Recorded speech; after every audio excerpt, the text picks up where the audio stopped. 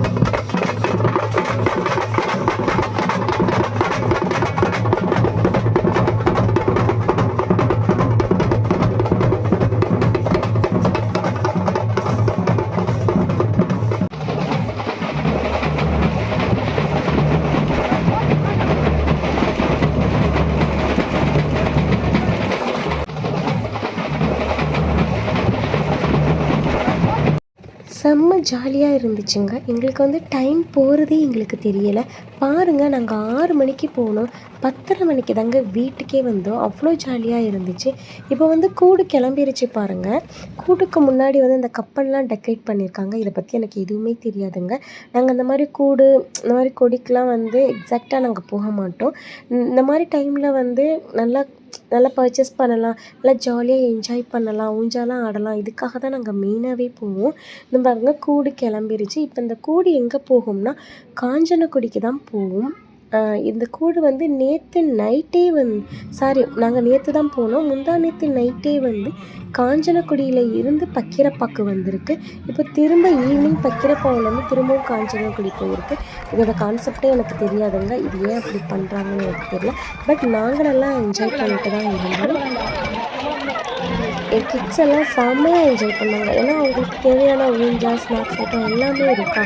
So அதனால் அவங்களும் எல்லாரும் என்ஜாய் பண்ணிட்டு இருந்தாங்க.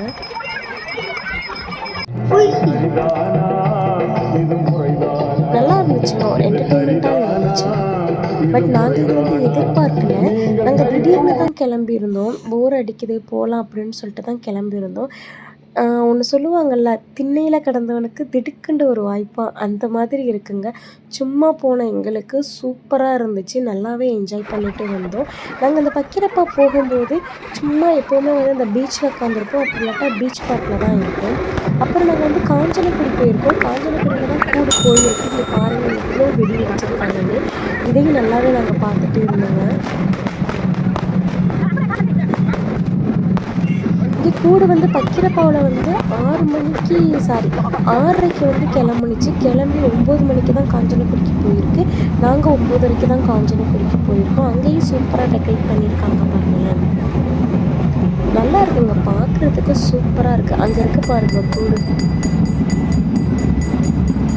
நம்மளுடைய சேனலில் வந்து நம்ம வந்து ஒரு வீடியோ போட்டிருக்கோம். இது வந்து கிடைக்கவே மாட்டேங்குது அப்படின்னு சொல்லிட்டு. என்னுடைய சேனலை பார்த்தவங்களுக்கு தெரிஞ்சிருக்கு நான் எதை சொல்கிறேன்னு. பட் இங்கே எனக்கு அந்த பொருள் கிடச்சிருக்குங்க. அதனால் நான் பார்த்த உடனே ரொம்ப ஹாப்பி ஆகிட்டேன். எனக்கு பிடிச்ச எல்லாமே நான் வந்து அதில் வந்து பர்ச்சேஸ் பண்ணிட்டேன். அது என்னென்னு நீங்கள் பாருங்கள் தெரியும். நான் எதை பற்றி சொல்லியிருக்கேன்னு தெரியுதா? அந்த 19 கிட்ஸோட சாக்லேட் தாங்க.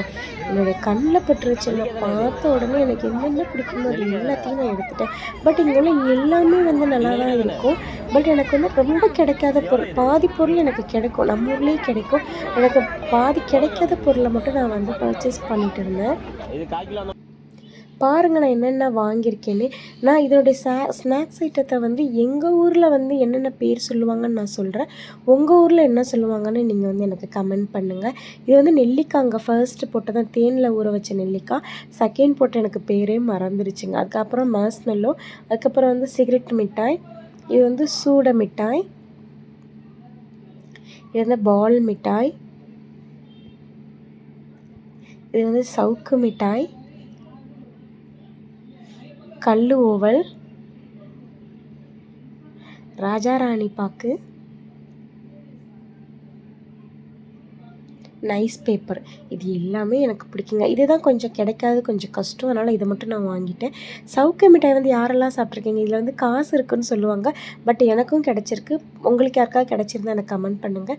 நான் இதுவும் வாங்கியிருந்தேன், இது போடவும் மறந்துட்டேன். அதுக்கப்புறம் ராஜாராணி பாக்கு திட்டு ரொம்ப நல்லா ஆச்சுங்க. இப்போ தான் சாப்பிட்டேன். இந்த வீடியோ பிடிச்சிருந்தா லைக் பண்ணுங்கள்.